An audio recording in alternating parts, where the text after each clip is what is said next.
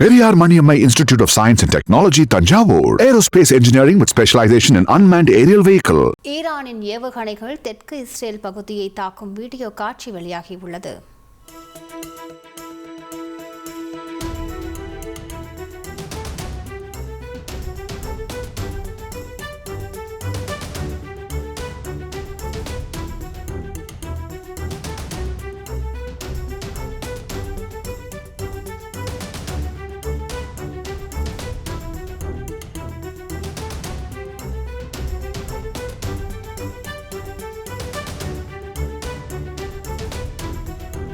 கூடுதல் விவரங்களை செய்தியாளர் பாரதராஜா வழங்கிக்கலாம். பாரதராஜா, இந்த வீடியோவின் தன்மைகளை விளக்குங்க. பாரதராஜா, கண்டிப்பாக இஸ்ரேல் ஈரான் போர் பதற்றத்துக்கு மத்தியில் அமெரிக்கா இஸ்ரேலுக்கு ஆதரவாக களமிறங்கி ஈரானில் உள்ள 3 அணுசக்தி மையங்களை தாக்கி அழுத்தது. இதற்கு பதிலடி கொடுக்கும் விதமாக நவீன ஏவுகணைகளை ஈரான் இஸ்ரேல் மீது தற்போது தாக்குதலுக்காக பயன்படுத்தி வருகிறது. இதன் ஒரு காட்சியை தான் தற்போது நாம் பார்த்து கொண்டிருக்கோம்.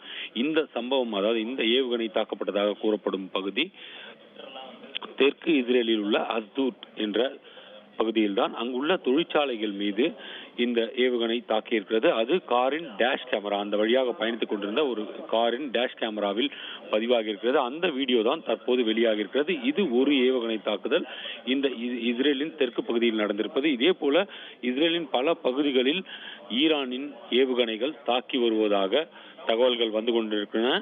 அது மட்டுமல்ல, இந்த ஏவுகணைகளை வானிலேயே தாக்கி அழிக்க இஸ்ரேலும் தயாராகி வருவதாக கூறப்படுகிறது. விவரங்களுக்கு நன்றி பாரதராஜா.